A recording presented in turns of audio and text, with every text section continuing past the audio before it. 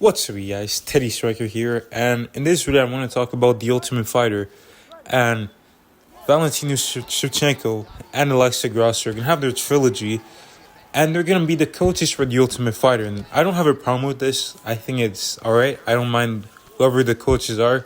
I'm probably gonna watch it, but the problem I have is that The Ultimate Fighter is a pointless show.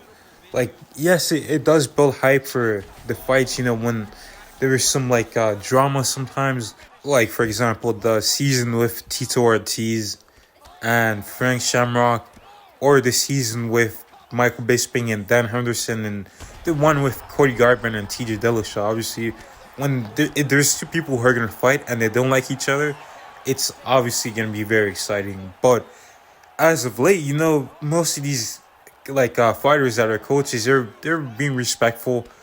But the problem isn't with the coaches necessarily. I think the coaches, if they're respectful, that's fine. But it's the contestants on there, and the whole premise of the show is you're gonna spend 6 weeks in his house with a bunch of other local professional fighters, or not local but prospects, and if you win, you get a UFC contract, a six-figure UFC contract. But the thing is, there's been several years where, there's been a winner. The winner gets into the UFC, but then for some reason, there's five other guys who were on the show who didn't win, but they still got a contract. There's one exception where it was Forrest Griffin versus Stephen Bonner. By the way, rest in peace to Stephen Bonner. And that fight was so good that they ended up signing both of them, despite only Forrest Griffin winning.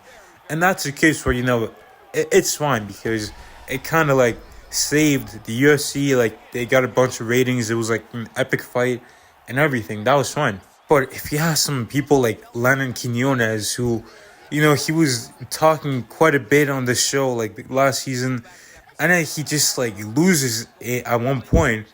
If during the show he doesn't even get close to the finals or anything, and then you give him a UFC contract, it's in my opinion, it kind of delegitimizes the Ultimate Fighter.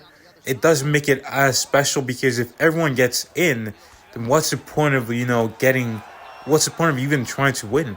Because you're gonna get a contract either way, and I don't like that person. They get a contract, a six-figure contract, but that's kind of deceiving, because it's actually only six figures if you win 9 fights.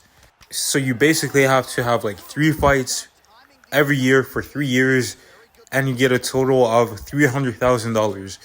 But if you don't win all those fights, at least you can get, if you complete all 9 of your fights, is, I believe it's $150,000. Yeah, so half of what you would make.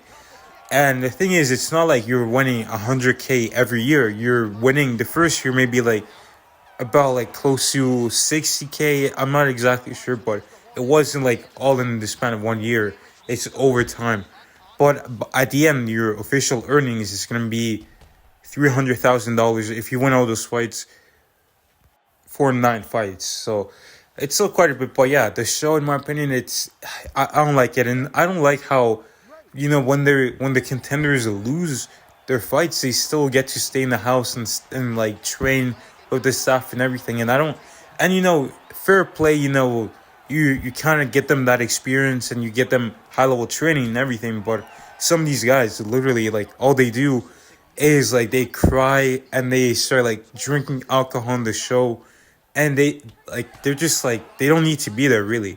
I remember it was a Juliana Pena and Amanda Nunes season, and there was this one girl, she lost, and then she started crying because she was saying that she was so much better than every other female in the house. And Juliana Pena called her out because she was drinking alcohol apparently, and she was depressed. It was just weird, and that was unnecessary. We need to focus on the guys who are actually going to potentially get into the UFC.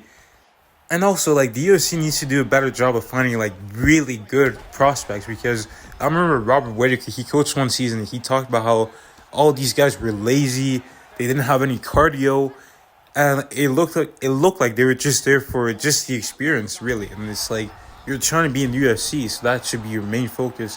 You shouldn't be eating everything in the fridge, drinking, being drunk all the time. You should be there to train as hard as possible. But I'm probably gonna watch, but I don't like how even if you don't win, you still get a UFC contract.